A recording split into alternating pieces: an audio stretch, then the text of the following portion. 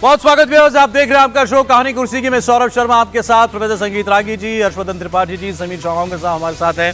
देखिए, आप बात करेंगे सबसे पहले यूपी के मुख्यमंत्री योगी आदित्यनाथ और आरएसएस चीफ मोहन भागवत के बीच मुलाकात हुई या नहीं हुई। कई अखबारों ने छापा हुई, यही नहीं छापा कि मुलाकात हुई, लिखा दो बार मुलाकात हुई, और कुछ ने कहा बिल्कुल बात नहीं हुई। अब इस खबर पर लग गया फुल स्टॉप। हम आपको दे रहे हैं सच्ची खबर। दोनों नेताओं के बीच कोई मुलाकात नहीं हुई। इसके बाद लेकिन अब तमाम तरीके के सवाल जरूर उठ रहे हैं। सवाल ये उठ रहे हैं, क्या लोकसभा चुनाव के नतीजे आने के बाद बीजेपी आरएसएस के बीच में सब कुछ ठीक नहीं है? 5 दिनों के गोरखपुर प्रवास पर थे आरएसएस के चीफ और मुख्यमंत्री योगी आदित्यनाथ के बीच तब भी कोई मुलाकात नहीं हो पाई। अब अचानक लखनऊ से लेकर दिल्ली तक तमाम अटकलें चल रही हैं। चुनाव के नतीजे आने के बाद आरएसएस नेताओं की प्रतिक्रिया से पहले ही कई तरीके के कयास लगाए जा रहे थे। अब योगी आदित्यनाथ और मोहन भागवत के बीच दूरी की खबरें आ गई हैं। हैरानी की बात यह है व्यूअर्स कि सीएम योगी आदित्यनाथ शनिवार को गोरखपुर पहुंच गए थे। शनिवार और रविवार 2 दिन तक यहां मोहन भागवत भी थे, फिर भी दोनों के बीच मीटिंग नहीं हुई। अब अखिलेश यादव ने इस पर चुटकी ली है। उन्होंने एक्स पर पोस्ट करते हुए लिखा है, बहुत गहरा है कोई शिकवा और गिला, वो जो इतने करीब आकर के भी ना मिला। पहले तो मैंने जब पढ़ा, मैंने कहा किसके लिए कह रहे हैं ये? मुझे लगा शायद ये प्रियंका जी प्रियंका गांधी जो कोई अब कहा गया राहुल गांधी रायबरेली रखेंगे उसके लिए तो नहीं कह रहे, लेकिन फिर खबर है ओ ये तो मोहन भागवत और योगी आदित्यनाथ के लिए कह रहे हैं। सर देखिए, बात तो समझ में ना आने वाली है। छोड़ दीजिए, राहुल के लिए कह रहे हैं, आप बात समझिए। अब वो उनके लिए क्यों कहेंगे? उसमें कौन सा ऐसा है? वो राजनीतिक व्यक्ति है नहीं, वो मिले ना मिले इससे क्या फर्क पड़ता है? अब आप सर आप बताइए ना, कैसी बात कर रहे हैं आप? अच्छा ये बताइए, भागवत जी योगी जी से मिले ना मिले फिर जाके मिल लेंगे? कौन सा ये ऐसा है? नहीं मिले फिर, लेकिन दोनों लोग एक शहर में 2 दिन तक थे। अरे वो अपने शिविर में थे, वो ऐसे किसी कार्यक्रम थोड़ी शिष्टाचार मीटिंग में मिलते भी है, नहीं भी मिलते हैं। दोनों उदाहरण है, इसके पहले के भी कई हैं। अब आप बहुत सीरियस नोट पे बचा ले जा रहे हैं। मैं आपको बताऊं, और मैं तो मतलब पहले ये नहीं हुई ना मुलाकात, हमारी खबर है मूली मीटिंग नहीं, एकदम नहीं हुई, कोई मुलाकात नहीं हुई। एक अखबार ने छापा कि 2 बार मीटिंग हुई। नहीं, इंडियन एक्सप्रेस ने छापा, गलत छापा, झूठी रिपोर्ट छापी। झूठी रिपोर्ट क्यों नहीं हुई फिर मीटिंग? नहीं, समय नहीं रहा होगा, उनका जो शेड्यूल था उसमें नहीं तय था। भाई आरएसएस के मुखिया के पास देखिए, कोई और शहर होता मैं आपकी बात मान लेता। गोरखपुर में जहां से योगी आदित्यनाथ हैं, विधायक हैं, गोरखपुर के मठ के जहां के वो मठाधीश हैं, वहां है भाई मोहन भागवत। 2 दिन तक नहीं मिल रहा उनसे। असल जवाब बता देता हूं। देखिए, राष्ट्रीय स्वयंसेवक संघ के काम करने का बड़ा तय तरीका है। ये मुलाकात निश्चित तौर पर होती, लेकिन जिस तरह से मीडिया में, समाचार पत्रों में अलग अलग नेताओं की तरफ से ये बयान आने लगा कि ये चुनाव को लेकर जो नाराजगी है उससे। एक दिन एक जगह में था तो किसी ने मुझसे पूछ दिया कि अच्छा, संघ को अब नाराज संघ को योगी मनाएंगे। मैंने कहा भाई बेतु की बात करने से पहले कम से कम संघ हो, भाजपा को समझ लो। योगी जी किस हैसियत से, किस कैपेसिटी में संघ को मनाएंगे? अगर संघ नाराज भी है तो उसको मनाने के लिए तो ऊपर बैठक होगी। जब इस तरह की चर्चा हो जाती है तो राष्ट्रीय स्वयंसेवक संघ कभी भी उस पॉलिटिकल मैसेजिंग का हिस्सा नहीं बनता है। इसलिए भागवत जी ने, मुझे लगता है कि उनको लगा होगा कि इस वक्त जो मीडिया में जो बयानबाजियां चल रही थी उसकी वजह से नहीं ना, सोसाइटी में जो मैसेज आ रहा है, सोसाइटी में मैसेज जाता ना कि अच्छा ठीक है, यहां तो नाराज हैं, 3 दिन चला कि यहां नाराज हैं और वहां जाके मिल लिए। देखिए, मीडिया का काम होता है, कई बार जो है अटकलें लगती हैं, मैं उसमें, और नेता लोग बोलते हैं, वो अलग बात है। लेकिन योगी आदित्यनाथ के शहर में वो हैं, तब नहीं मीटिंग हो रही है। आप बाद में कह देते भाई शिष्टाचार मुलाकात थी, लोग समझते कि उनके शहर में तो जब बिना मिले तो इतनी अफवाहें उड़ा दी। मिल लिए होते तो क्या क्या छापते, मानिए कि मीडिया के दबाव में नहीं, मीडिया के दबाव में नहीं, सोसाइटी में जो मैसेज जा रहा है वो मैसेज गलत नहीं जाना चाहिए। ये राष्ट्रीय स्वयंसेवक चुनाव हो गया, खत्म हो गया, चुनाव का मसला ही नहीं था, ये तो वर्ग था, ये तो वर्ग लगा हुआ, संघ का वर्ग लगा हुआ। तो संघ के वर्ग में कोई राजनीतिक मुलाकात होगी या नहीं होगी, अगर उससे स्वयंसेवकों में कोई मैसेज जा रहा है तो नहीं जाने। इससे पहले जो मोहन भागवत जी ने बयान दिया कि अहंकार नहीं होना चाहिए, इंद्रेश जी ने कहा अहंकार हो गया, 240 पर रह गए, नड्डा जी ने कहा हमारे से बड़े हो गए। इन सब के भी इस माहौल में नहीं मिलना चाहते थे इंद्रेश। हाँ, ये कह सकते हैं, लेकिन इंद्रेश जी शाम तक यू टर्न ले लिए कि नहीं ले लिए? बोलने लगे कि यूटर्न से क्या होता है? कुछ और कहा था, कुछ नहीं और कहा था, उन्होंने यही कहा था जो हमने कहा था। लेकिन उनका बयान, जिसको कहते हैं ना कि संघ में उस बयान की कोई प्रामाणिकता नहीं है, बहुत स्पष्ट तौर। ठीक है, हाँ। देखिए सर, राष्ट्रीय सेवक संघ पूरी तरीके से इस बात से बचने की कोशिश करता है कि उसका नाम राजनीति में घसीटा जाए किसी भी तरीके से। जिस तरीके से लोकसभा चुनाव के परिणाम आए, संघ प्रमुख मोहन भागवत जी का जो बौद्धिक में जो बयान आया, उसके बाद जिस तरीके से माहौल गर्म था कि नड्डा जी का उसके पहले बयान आ गया था कि अब हम सक्षम हो गए हैं। संघ प्रमुख इस बात को जानते हैं कि योगी आदित्यनाथ से उनकी अगर मुलाकात होती तो वो कोई सार्वजनिक खुले मैदान में तो मुलाकात होती नहीं, बंद कमरे में मुलाकात होती। योगी आदित्यनाथ मिलने आते हैं। अगर संघ प्रमुख उनसे सिर्फ उनका सरकार के बारे में चर्चा होती, किसी पर्यावरण को लेकर चर्चा होती, नॉर्मल चर्चा होती, उसके बाद भी मीडिया में ये चलता कि बंद कमरे के अंदर मोहन भागवत ने योगी आदित्यनाथ की क्लास लगा दी, योगी आदित्यनाथ ने शिकायत कर दी कि दिल्ली का मुझे सहयोग नहीं मिला इसलिए सीटें हारी है, योगी और मोहन भागवत मिलकर दिल्ली के अंदर सत्ता परिवर्तन की कोशिश कर रहे हैं। ये सारी बातें मीडिया चलाता और संघ जानता है। आप फिर मीडिया को विलेन बना रहे हैं। आप सब लोग भी तो मीडिया का हिस्सा है। मीडिया तो सूत्रों से खबर चलाता ना सर।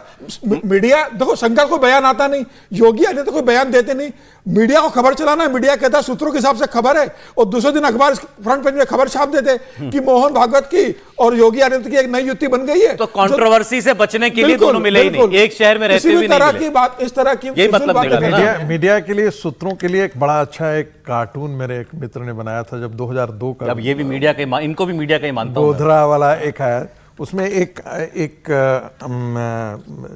जो है ना, चूल्हे पर एक कड़ाही रखी हुई थी और उसमें खबर पक रही है और वो सूत्रों से ज्ञात हुआ। तो अब वो सूत्र बताना आपकी मजबूरी तो है नहीं, आप बता नहीं सकते। आप कहते हैं कि मैं हम सूत्र डिस्क्लोज करते ही नहीं अपने। देखिए, मैं ये मानता हूं कि संघ शिविर में मोहन भागवत जी को यदि मिलना होता तो उनके पास काफी समय होते हैं, चाहे वो दोपहर के समय, लंच के बाद का समय होता है, या लंच के बाद जो होता है बौद्धिक के बाद भी समय काफ़ी होता है जिसमें मिलना जुलना होता है। जिस शहर में ये शिविर होता है उसमें जो शहर के गणमान्य व्यक्ति आते हैं वो आकर के मिलते भी हैं संघ प्रमुख से। जी सर। तो ऐसा नहीं था कि मिलने की संभावनाएं खत्म थी या मिला नहीं जा सकता था। लेकिन मुझे लगता है कि जानबूझ से, जिसका पैनल के बाकी दो लोगों ने कहा, मैं उससे दोहराना नहीं चाहता हूं, इस प्रकार की कंट्रोवर्सी से बाहर गलत मैसेज जाए, उसको बचने के लिए मुझे जो जानकारी आई कि वो फोन से बात हुई और उसके बाद फोन पर बातचीत कराया गया। और फिर वो बात में, जब मैं आपके कहानी कुर्सी से निकल रहा था तो मुझे एक व्यक्ति ने फोन किया था, कहा था कि मेरी मुलाकात नहीं होने जा रही है, तो आप मीडिया को बता सकते हैं। तो मैंने कहा नहीं बताना पड़ेगा, तो फिर तो खबर बन जाएगी, तो फिर हमको सोर्स बोलना पड़ेगा। सोर्स में ना आप नाम देना चाहेंगे ना मैंने नाम देना चाहूंगा। आपके पास पुख्ता सोर्स से खबर है कि भाई मीटिंग नहीं हुई, फोन पर बात कराई। उस समय मेरी जानकारी में आई थी, एक व्यक्ति ने कहा था कि संघ प्रमुख शायद नहीं मिले योगी जी। अच्छा, एक अगली खबर पर बढ़ना चाह रहा हूं, आप ही से कमेंट लेना चाहता हूं उस पर। अच्छी खबर है व्यूअर्स, कई बार आप लोग शिकायत करते हैं मीडिया अच्छी खबरें नहीं दिखाता, तो अच्छी खबर बता रहा हूं आपको। एक प्रधानमंत्री नरेंद्र मोदी कल बिहार के दौरे पर रहेंगे। तीसरी बार प्रधानमंत्री बनने के बाद उनका ये बिहार का पहला दौरा होगा, ये खबर नहीं है। मोदी कल नालंदा विश्वविद्यालय के एक नए कैंपस का शुभारंभ करेंगे। नालंदा, जो कि अपने गौरवशाली इतिहास के लिए जाना जाता है, दुनिया भर के 10,000 से ज्यादा छात्र आकर यहां पर पढ़ते थे उस दौर में, तीसरी शताब्दी में। लाइब्रेरी में 90 लाख किताबें थी, ज्यादा में 90 लाख, एक बार में चेक करना पड़ेगा, 90 लाख तो बहुत होता है, हजारों किताबें थी, नहीं। और जब 1199 ईस्वी में मुगल शासक बख्तियार खिलजी ने हिंदी और बौद्ध धर्म को खत्म करने के इरादे से यहां पर वो आया, तो उसने पूरे विश्वविद्यालय को आग लगा दी। इसमें रखी किताबें 3 महीने तक जलती रही थी, ऐसा बताया जाता है। आग शांति नहीं हुई, 3 महीने तक आग की लपटें दिखाई देती रही। नालंदा की ऐतिहासिक विरासत को मुगल काल में नष्ट करने की पूरी कोशिश की गई, लेकिन मोदी सरकार आने के बाद इसके पुनरुद्धार के लिए प्रयास हुए। सितंबर 2010 में दूसरी जगह से छात्रों के पहले अस्थायी बैच की शुरुआत हुई। अच्छा, इसमें 2010 में ये सब प्रपोजल वगैरह हो गया था, ऐसा लोग बताते हैं, लेकिन काम शुरू हुआ 2014 के बाद। 2017 में यूनिवर्सिटी का निर्माण का काम शुरू हुआ। अब धीरे धीरे यहाँ पर ये अपने पुराने गौरव को वापस लौटे, ऐसे प्रयास हो रहे हैं। और इस यूनिवर्सिटी से कुछ बैच निकल चुके हैं, मेरे पास वो डिटेल थी, मैं देना भूल गया आपको। और उसमें भी ज्यादा विदेशी छात्र हैं। अच्छी बात यह है कि उसमें ज्यादा विदेशी छात्र हैं जो यहां से मास्टर्स वगैरह के कोर्स कर रहे हैं और दुनिया भर से वहां पढ़ने के लिए आते हैं और जाते हैं। मैं एक छोटा सा जोड़ देना चाहता हूं कि जब से प्रिंटिंग प्रेस आया है तब से दुनिया में अब तक 150 मिलियंस बुक छपे हैं। 150 मिलियंस बुक्स छपे हैं। ये तो 15 करोड़ हुआ सर। हाँ, ज्यादा छप गए होंगे 15 नहीं करोड़ से तो बहुत नहीं ज्यादा नहीं छप नहीं गए नहीं होंगे, ये यूएन का डेटा है, मैं उसी का जिक्र कर रहा हूँ। और जो एंशियंट मैन्युस्क्रिप्ट है, कहा जाता था कि एंशियंट ग्रीक के पास 12 से 15 हजार एंशियंट मैन्युस्क्रिप्ट्स हैं।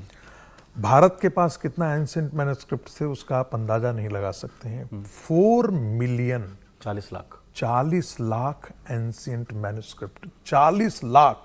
कब तक थी? जिसमें अभी हैं या पहले थी? पहले अभी तक हैं, ओके। जिसमें 4 लाख का डिजिटाइजेशन हो चुका है।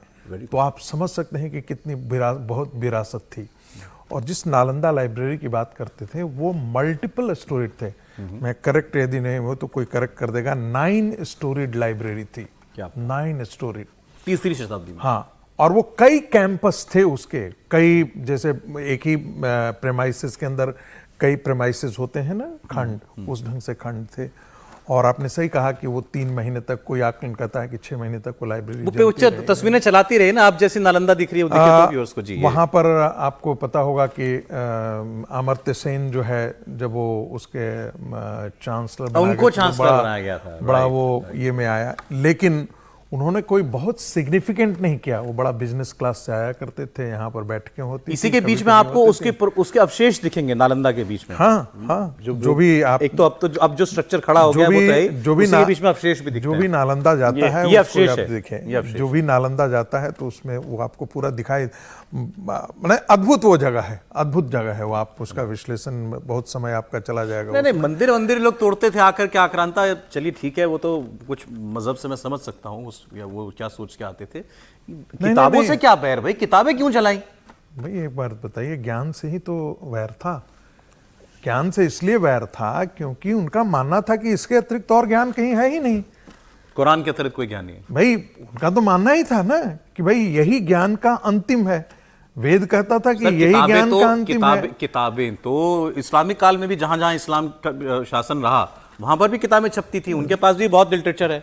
नहीं, बिल्कुल मैं आपसे सहमत हूं, लेकिन आप उन दिनों की बात कीजिए, आप 3rd सेंचुरी BC वगैरह की बात कीजिए, उन समय की बात कीजिए, कितने एंशिएंट मैन्युस्क्रिप्ट थे, उनके पास कितने एंशिएंट मैन्युस्क्रिप्ट्स थे। और जब इस्लाम आया, कब? इस्लाम तो 8वीं शताब्दी में आ रहा है। 11वीं शताब्दी, आपने ठीक कहा, 8वीं शताब्दी में आ रहा है ना। ये 12वीं या 11वीं शताब्दी में नालंदा के साथ ये हादसा हुआ। मैं वही कह रहा हूँ कि ये इस्लाम तो 7वीं शताब्दी में आ रहा है ना। 7वीं शताब्दी के बाद तो इस प्रकार के बहुत सारे, बड़ा अच्छा लग रहा है लेकिन कि ये आप इसका वैभव लौटे, वैसा हो पाएगा कि नहीं हम नहीं कह सकते हैं, लेकिन कोशिश होनी चाहिए कि भाई उस स्तर पर इसको ले जाया जाए। नहीं, देखिए जो आपने कहा ना, तो कई बैचेज वहाँ से निकलना शुरू हो गए हैं और बाकायदा बुद्धिस्ट स्टडीज है, संस्कृत है, सनातन है, फिलॉसफी है, अलग अलग लिटरेचर है, लैंग्वेजेज है, उसमें मास्टर्स, डिप्लोमा और PhD ये सारी डिग्री नालंदा यूनिवर्सिटी देती है। सबसे जो अच्छी बात ये है कि ये 2014 में जो प्रधानमंत्री नरेंद्र मोदी ने लिया इसको, और उसके पहले ये एक मेकशिफ्ट अरेंजमेंट में चलता था कि ठीक है नालंदा को थोड़ा रिवाइव करेंगे, और जो अमर्त्य सेन की आप बात कर रहे हैं, अब नालंदा को फिर से बनाना ये तो अकल्पनीय है। क्योंकि ये जो अवशेष बता रहे हैं, ये जिसको कहते हैं ना कि खंडहर बता रहे हैं कि इमारत कितनी बुलंद थी।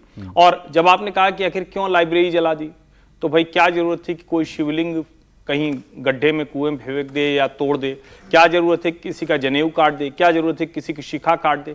जहां भी ज्ञान का केंद्र होता है जिस समाज में, सबसे पहला हमला जो आक्रांता होते हैं उसी पर करते हैं, क्योंकि वहां से निकलकर ही समाज को एक तरह से कहें कि जिस विचार की स्थापना की जाती है उसका नालंदा केंद्र था। नालंदा में जिस वक्त वो था, कहा जाता है कि दुनिया का कोई ऐसा देश नहीं जो भारत से जुड़ा हुआ हो, चाहे मतलब जिस भी दुनिया के हिस्से की बात करें, हर हिस्से का व्यक्ति उसका रहा करता। जैसे आज हम कहते हैं भाई कोई हार्वर्ड चला जाए, कैम्ब्रिज चला जाए, ऑक्सफोर्ड चला जाए, तो नालंदा दुनिया के हर हिस्से का जो छात्र था, जो स्कॉलर था, वो पढ़ने आता था, और वही ख्याति थी, बल्कि उससे बहुत ज्यादा ख्याति थी। और वहां जो कुछ था वो सब कुछ, जिसको आज हम आज के शब्दों में कहते हैं कि ऑर्गेनिक और इनऑर्गेनिक, ये जो हार्वर्ड है, कैम्ब्रिज है, ऑक्सफोर्ड है, ये इनऑर्गेनिक है। कुछ कंपनियों ने, कुछ उद्योगपतियों ने इसको तैयार किया। वो कंपनियों ने, उद्योगपतियों उन्होंने नहीं तैयार किया था, वो ऑर्गेनिक था। हिंदू विचार संस्था की वो सबसे बड़ी एक कहें कि पहचान है, उसके प्रतीक के तौर पर स्थापित। समीर जी, इस पर एक टिप्पणी, फिर मैं जरा बिहार की बंगाल की खबर पर जाना चाहता हूं। देखिए, मुझे लग रहा है कि ये पूरा क्रेडिट है इसमें अब्दुल कलाम को भी क्रेडिट देना चाहिए। जब वो राष्ट्रपति बने थे तो उन्होंने पहला लेटर नीतीश कुमार को लिखा था इस नालंदा यूनिवर्सिटी को लेके कि इसका पुनरुद्धार किया जाए और इस प्रोजेक्ट को पर आप विशेष ध्यान दो। नीतीश कुमार राष्ट्रपति से मिलने आए थे, उसके बाद उन्होंने उस प्रोजेक्ट पर ध्यान देना शुरू किया था। और जब वो 2006 में बिहार के दोनों विधानसभा और विधान परिषद के संयुक्त सत्र को संबोधित करने जब अब्दुल कलाम गए थे, तब उन्होंने फिर नीतीश कुमार को याद दिलाया कि मैं जब राष्ट्रपति बना था तो मैंने आपको चिट्ठी लिखी थी, और वहां उन्होंने पूछा कि उस पर आपने कितना काम किया, नीतीश जी मुझे बताने का कष्ट करें। उन्होंने सत्र के अंदर पूछा तो नीतीश जी ने कहा कि मैं जमीन अलॉट के प्रोसेस में कर लिया हूं, मैं इस पर गति लाने वाला हूं। उसके बाद नीतीश ने इसके ऊपर बहुत ध्यान देने की कोशिश की, तो अब्दुल कलाम लगातार इसके ऊपर ध्यान देते रहे। उन्होंने इतनी विचित्र बात है, वैसे सोचिए आप, जैसे हमारे जो आस्था के केंद्र हैं अब उनके पुनरुद्धार हो रहा है। काशी का हो गया, अयोध्या का राम मंदिर बन गया, सोमनाथ का उस जमाने में हो गया था, ये सब इनका भी तो होना चाहिए था। ये इस काम को करने में 60 साल लग गए, किसी की सोच में ही नहीं है। वही अगर मैं सोच में ही नहीं है कि भाई ये काम नहीं कर रहा। तो अभी एक मिनट सर, ये बोल दूं, 2 लाइन जरूरी है। अभी अगर कह दिया जाएगा तो तुरंत कुछ लोग फिर आप कहेंगे कि ट्रोल आमंत्रित करते हैं। जब देश आजाद हुआ, पहली कैबिनेट बैठी तो उसको क्या करना चाहिए था? उसको इस देश के ज्ञान के, परंपरा के स्थानों के पुनर्जीवन, पुनरुद्धार की बात करनी चाहिए थी, जो नहीं कर पाए। कैसे करते? मूल में अंग्रेजी थी, मूल में अंग्रेजी दा लोग थे, मूल में कॉलोनियल गुलाम माइंडसेट था, तो कहां से कर पाते? अब आप कहेंगे कि ये तो हिंदू राष्ट्र बन रहा है। कई लोग पूछते हैं हिंदू राष्ट्र बनेगा क्या, कैसे बनेगा? कोई हिंदू राष्ट्र अलग से नहीं बनेगा। अगर हमारी ये गौरवशाली विरासत, संस्कृति ये आ जाएगी तो हमें अलग से कोई हिंदू राष्ट्र बनाने की आवश्यकता नहीं। चलें सर, मैं सिर्फ इसमें 2-3 चीजें जोड़ देना चाहता हूँ। 2-3 चीजें।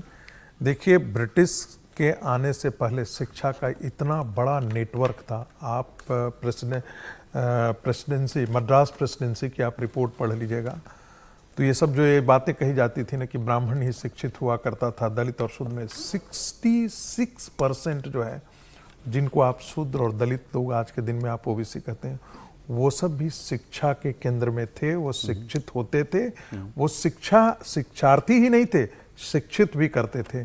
तो हमारे बारे में जो अभी बात कहते हैं, हम तो एक लटियन दिल्ली से बाबर और औरंगजेब का रोड का नामकरण नहीं हटा पाए, तो आज आप बता रहे हैं। सर, एक खबर बंगाल की जरूर बताना चाहता हूं, क्योंकि इस पर चर्चा होनी चाहिए, इस पर तो अलग से प्रोग्राम होने चाहिए वैसे तो, कि क्या है भाई, चुनाव जीते हारे कोई, वो अलग विषय है।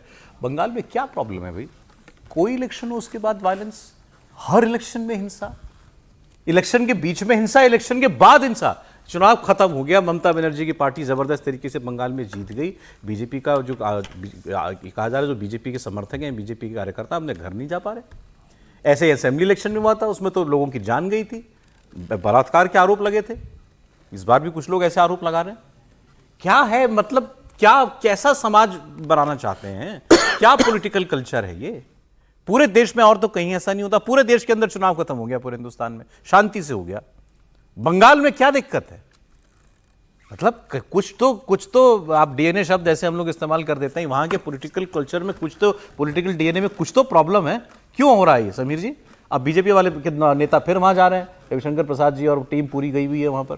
देखिए कि हमारे कार्यकर्ताओं को भगाया जा रहा है, मारा जा रहा है। देखिए, बंगाल की राजनीति हिंसा की राजनीति रही है, लेकिन ममता बनर्जी ने उस हिंसा की राजनीति में बहुत वृद्धि कर दी है। कम्युनिस्ट भी इतने हिंसक नहीं थे कि चुनाव के बाद वो शांत हो जाते थे, भूल जाते थे।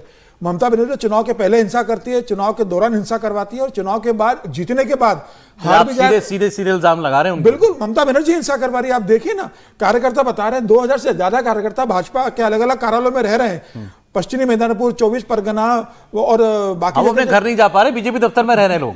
घरों में आग लगा दी गई है, जमीनों पे खेतीबाड़ी में कब्जा कर लिया गया है। उनको जो भारतीय जनता पार्टी ने मोटरसाइकिल दी थी चुनाव प्रचार के लिए, वो मोटरसाइकिल पे कब्जा उनका कर लिया है। तो ये क्यों? बस समय खत्म हो गया, लेकिन फिर भी एक मिनट आपका, ये क्यों है भैया अंधेर कर दी है, और कोई तो रोकेगा इसे? देखिए, मुझे लगता है कि रुकना तो इसका तय है, उसके लक्षण भी दिखने लगे हैं। लेकिन होता क्या है कि जब ऐसी हिंसा होती है तो उसका प्रतिकार इतना आसान नहीं होता है। मुझे लगता है, और मैं पहले भी ये कह चुका हूं, कि सचमुच चुनाव वहां राष्ट्रपति शासन में होना चाहिए था। अब इसके अलावा और कौन सी बुनियाद हो सकती है राष्ट्रपति शासन के लिए? लेकिन नरेंद्र मोदी ने भी, उनको तानाशाह कहा जाता है, उनको अमित शाह कहा जाता है कि रोज सुबह फोन करके 4 लोगों के पीछे ईडी सीबीआई सब लगा देते हैं, और इतना कुछ होने के बावजूद भी किसी राज्य में राष्ट्रपति शासन लगाने से इतना हिचक रहे हैं। इससे अलावा लॉ एंड ऑर्डर खत्म हो जाना क्या होगा? और मुझे लगता है कि वहां लोकतंत्र बचाने के लिए ये आवश्यक है। राज्य प्रायोजित हिंसा है सर पूरी है।